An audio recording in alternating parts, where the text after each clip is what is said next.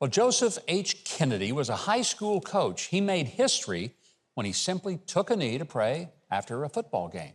Didn't seem like that big a thing, but little did he know that that simple act of faith would cost him his job, and it would set him on the path to winning a landmark religious freedom case before the U.S. Supreme Court. His inspiring story is told in his new book, Average Joe, One Man's Faith and the Fight to Change a Nation. It's a real honor to welcome back to our show, Coach Joe Kennedy. Joe, great having you back. Welcome. Your case was such a significant case because it established a judicial precedent for the whole country about the freedom of expression, but you paid a price for that. I mean, what, 8 years of litigation? 8 years. Were you ever ready just to say, I quit, I just can't keep doing this? Yeah, just about every day.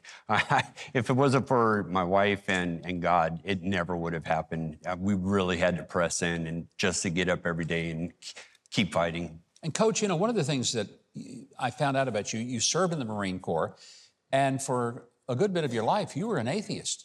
I mean, you're maybe the most unlikely guy who's going to take a religious liberty case all the way to the Supreme Court, a guy that was an atheist. So how did that journey even come about? Well, it shows that God's got a really weird sense of humor, for sure. But my wife actually got me going to church and saved our marriage. And I told God, my life is yours. And I made a deal with him after watching Facing the Giants, and that set me on the path. I just started praying just a simple prayer of thanking him after a football game. And I did that religiously for 8 years, and it wasn't until my 8th year where it became a problem. And I think people need to remember that you didn't urge, invite, beg your players to come out and join you on the field after the game. You just went out and said the prayer, and some of them decided, I want to go pray with Coach. Absolutely. And that was as simple as it was. Yeah, if I told them or asked them to come out, it's just as bad as telling them that they couldn't come out. Yeah. So it's a free country. Absolutely, they could come out if they wanted to.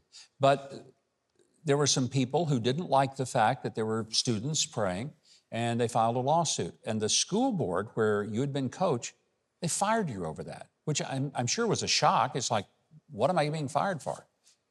Yeah, and to put a real good icing on that cake is my wife was a human resource director for the school district.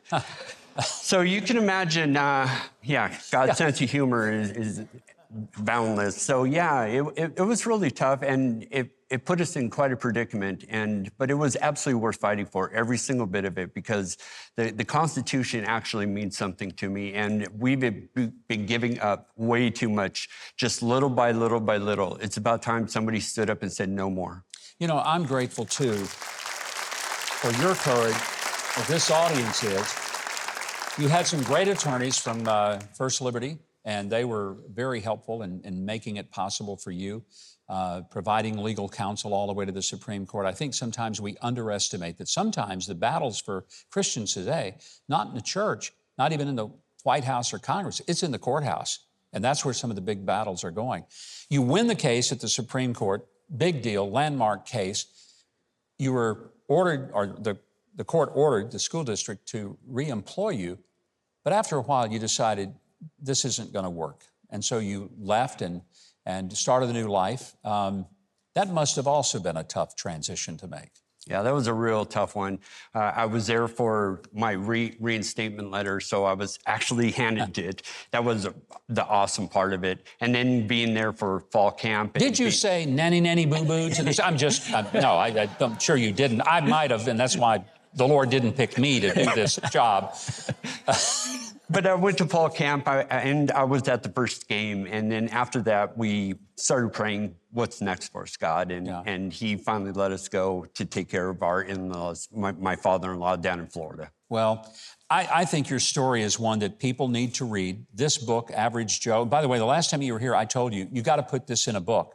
You got to tell your story. And you did. Yeah, this is all your fault. You're the first person ever to listen to me when I said something like this. And I'm so glad you did, because it's a phenomenal book.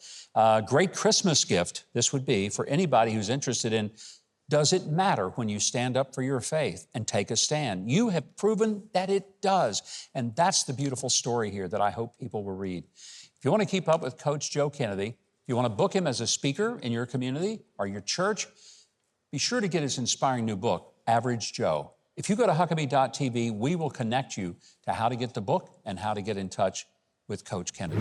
If you haven't subscribed to the channel yet, I hope you will now.